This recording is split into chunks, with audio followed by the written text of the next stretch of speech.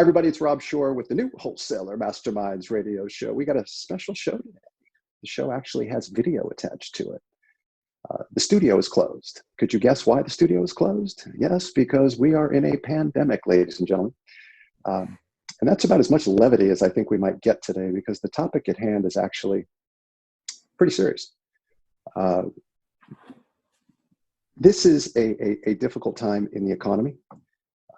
As of this date in time, we are at April 10th, the economy has now 16 million people that have filed for unemployment. There's so many more that are on the edge of layoff. There's a great deal of insecurity with still other people about what they're going to do in terms of their job. Is it safe? Is it secure? Will they be laid off? I've been thinking about that, and I knew I needed to get an expert with me to talk about what might happen and how you should prepare. So the working title is, how do I kind of quietly prepare for a layoff? Now, look, I'm not trying to be alarmist. I'm not trying to send any signals that would have you get upset, but I'd rather help you prepare ahead of time than go back to 2008 when people were getting laid off right and left. Go back to 2001 when people were getting laid off right and left. Go back to 1987 when people were getting laid off right and left. I'd rather help you ahead of time. And so that's what we're doing here today. And I'm super honored to be back in the saddle with Mike Brown. Mike Brown is a devoted, pragmatic leader and has been with management recruiters of Cedar Rapids since 2001. After more than a decade of building and running a highly successful financial services practice, he transitioned to the role of president in 2014. In 2015, Mike became the owner and president after purchasing the business. While continuing to build relationships within the financial services industry, Mike has expanded his expertise to include both commercial construction and manufacturing markets on a national level, learning the ins and outs and building relationships with leaders in those industries.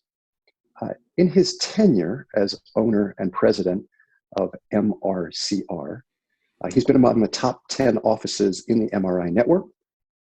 The continued growth and success of MRCR has been seen as a direct result of Mike's ability to connect with, develop, motivate his team that he has built around him. And more important than anything else, I call Mike a friend. Mike, welcome to the new Wholesaler Masterminds Radio Show. Thank you, Rob, for having me. I appreciate it. It's an honor, and I'm happy to be with you. It's awesome to have you here. And even though we have to talk about some not really pleasant stuff. So here's how this went down, folks. I reached out to Mike and I said, so look, you run one of the most successful management recruiter practices in the nation. You've got a staff of super successful recruiters. Would you go out and would you ask them a question? Would you go out and ask them if they were thinking about being laid off, heaven forbid, what were the things that they would be thinking about in preparation for getting laid off? And to the credit of Mike, and thank you, Management Recruiter Cedar Rapids staff, they put together a super successful list of things. So this is not going to be your average 20-minute podcast that we do. This one's going to go on for a bit, and it may come in a couple of parts because there's a lot to discuss here. So, Mike, tell me what your first observations are about kind of where we are at, how we are situated, and what you're starting to see evolve as COVID-19 begins to further ripple across the landscape. I mean, that's an interesting question, and I think one that keeps changing on a daily basis. One of the observations that we had, and I think some of it, and we talked about this earlier, Rob, some of it is having lived through 01, having lived through 08 and 09, you feel a little bit of this hangover still where, when is the shoe going to drop? When's the other shoe going to drop? And we just came off this incredible bull run over 12 years. And so, transitioning into very rapidly COVID has shrank the economy and put a lot of people out of work. We've not necessarily seen that transpire from a wholesaling perspective or a white collar perspective. There's been bits and pieces, but for the most part, the 60 million unemployed people or that filed for unemployment within the last 3 weeks are on the hourly service retail side of the business. But interestingly enough, today, I was talking to our financial services team just right before we jumped on this phone call, and some of the verbiage and some of the things that we're hearing about is underwriting is down and applications are down because folks can't get in and see offices. And so without the ability to go and do hand-to-hand combat, get into the office, see advisors, without people being able, the end user, the client being able to see their advisor, business is down for the most part. And it's a byproduct of, I think, being quarantined. Now, there will be further ripple effects. So I fully anticipate that there will be layoffs. When and where and how systemic they will be, I have no idea. But I do think we've seen it already within some of the other industries that we serve. Not necessarily financial services, not necessarily insurance as of yet, but manufacturing, construction, we've started to see it. And I think it will come. So that's kind of a broad answer to your question. No, it's a appreciated answer because, I wrote a Sunday night email, not 2 Sundays ago, or was it last Sunday? Time is all blending together. And I took our universe down into what I thought was 3 camps. I thought there were deniers that are just anticipating that everything's going to go back to normal and by golly, Right. business as usual 30 days from now. There were observers. Observers are folks that know intellectually, emotionally, that things are changing and they're assembling ideas, but they're not doing anything with them because they're stuck in the mud. And then there are the get the heck out of my way, because when we come out of this, I'm going to come out smelling beautiful and looking beautiful. Those are the top 20% of our community. But let's address then, if you have some just niggling fear that you're going to have something happen within your firm. You've looked back at the history of your firm. Your firm historically has shed bodies. And by the way, having sat in the C-suite, I know the conversation, intellectually the conversation. The conversation is our top line was X. It is now Y. Our expenses were X. They're still X. That delta has to change. Right. That's just the math, right? So what do we do? So I'm going to go down the list of things that your amazing recruiters suggested, and let's talk about them. So the natural thing to think about is, holy cow, if I think this is coming, I better update my resume. So I want to pick that apart a little bit. Number 1, should I use a resume service or should I go this alone? My personal opinion, go it alone. Really? For real. I mean, there's a lot of resume writers out there, and if you feel so inclined that you want to use that service, feel free. But Google and the internet is a wonderful thing.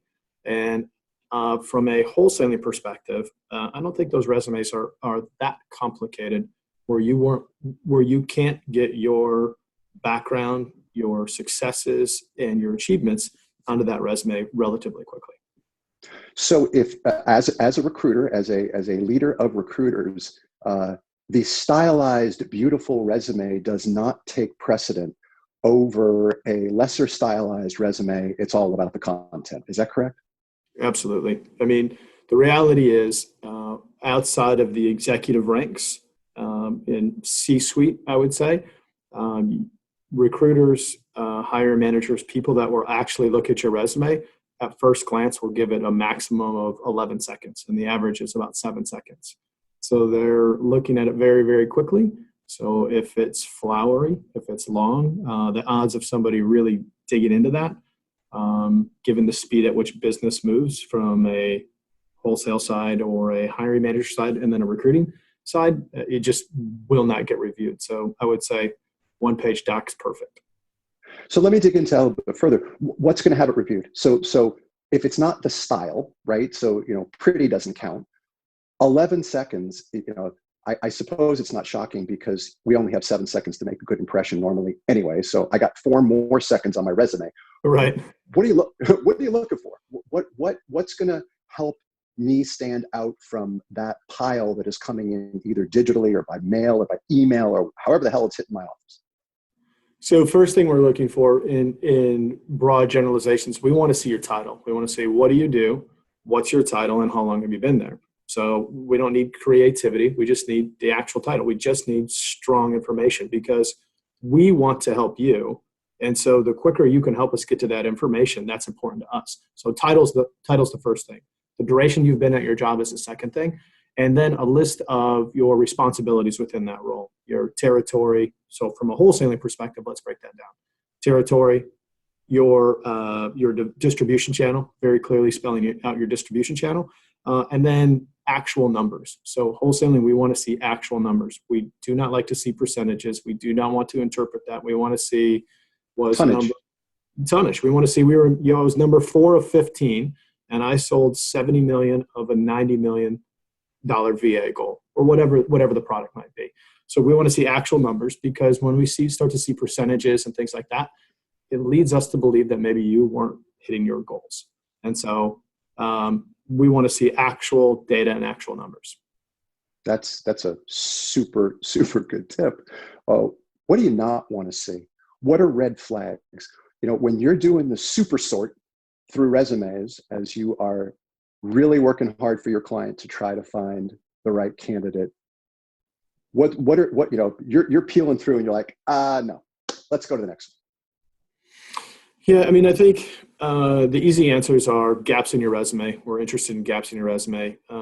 If somebody's trying to be all things to all people, that worries. Let me go back to gaps for a second, because that's an interesting thing to just poke on for a second. How big a gap? How frequent a gap? And do you care? Because I'm old school. Hell, look at me. But it used to be that if you had a gap of any appreciable length, bad. And if you had a propensity to move quite frequently, that was also bad. Is that still the case today? Yes and no. It definitely does not have the same stigma that it once did. And so, and I think even when you get outside of financial services, a lot of companies appreciate different types of experience. And so they want to see somebody that has been with multiple companies. It gives them better exposure, different experiences that they can bring to said company. So gaps meaning unexplainable gaps. 6 months and 6 months in between jobs, and you weren't backpacking in Europe, right? I mean, that might be an explainable gap. But we want to just see a nice, succinct, this move to this move to this move. Okay. Anything else in particular about resumes before we move on to the next topic? Because I get laid off, the first thing I'm thinking about, or I think I might get laid off, the first thing I'm thinking about is, we hear it all the time, I'll bet you do too. Oh boy, I have to spit shine my resume. Is there anything else about resumes we should let folks know? The only thing I would say is know very succinctly what you want to do, and conversely, what you do not want to do. And don't try to be all things to all people, because I think because as recruiters, we want to help you get into a position where we can leverage your experience in the best possible place. And sometimes that is just a square, a square peg in a square hole. But other times we have to be a little bit more creative, where your skill sets could go somewhere else. And we want to help you with that. But a lot of times I talk to people, and my first question is just, hey, talk to me a little bit about what you're interested in doing in this next move. And I'm open to anything. I'll go anywhere. And so the challenge is we can't place you anywhere, right? We can only place you within your skill set or close to your skill set. And so knowing what you don't want to do and knowing what you do want to do are equally as important in our mind. So just concise on what you've done. Yeah, that's super important. If I can extrapolate from that, the more specifics I can provide you in terms of, and this is assuming I have the benefit of some choices, right. The size of the firm, the product line of the firm, the geography I want to work in, the job title I hope to have. Those are all things that help you succeed for the candidate in a more significant fashion. Is that correct? Correct. And anything, I know we're going to touch on this a little bit later, but anything forward thinking, right? Forward thinking meaning exposure to now virtual wholesaling. Forward thinking as far as like the tech side of the business that you've now implemented that sets you apart from those other folks out there. Yeah. Separating from the sea of sameness, Mike, you know that phrase, gosh darn it. Let's talk about working on your network. So a lot of folks aspire to have good networks. A lot of folks have good networks. But if you're thinking, heaven forbid, as I say again, that a layoff might be in the offing, it's a really good idea to start working on that network connectivity now. What can you tell us about that? Yeah, I mean, networking has never been easier or more accessible than today. I mean, just with all of the options and with all of the folks that have niched, Rob, you're a perfect example of that. I mean, number one, reach out to Rob. Number two, reach out to our firm. But no, all kidding aside, I would say it is very important when you look at LinkedIn. LinkedIn makes it absolutely easy for you to figure out where have your colleagues gone, where have your friends gone, where have your friends of friends gone. And so I would absolutely encourage you just to kind of look at the spider web that you naturally have and start just ticking away at that. You know, you just reminded me of something, and I forgot. I'll have to figure it out, and I'll post it up on the website.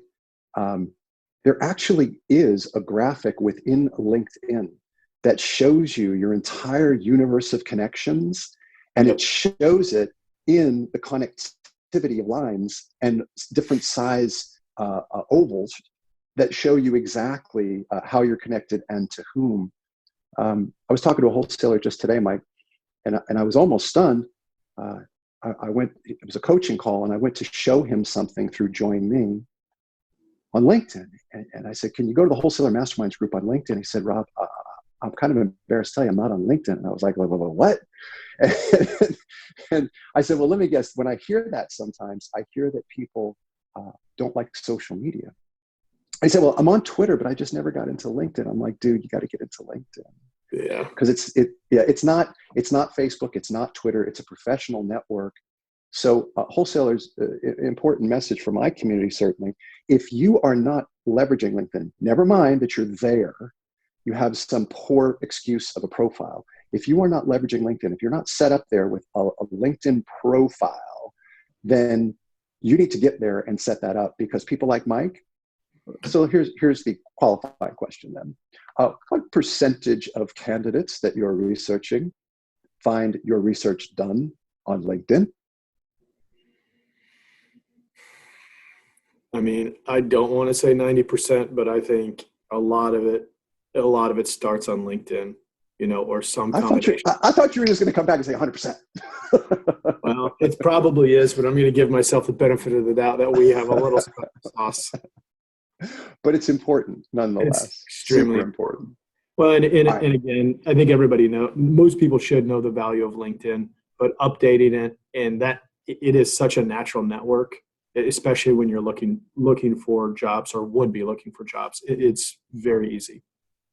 All right, so we're going to do this in a couple different parts. So the last item for this particular part is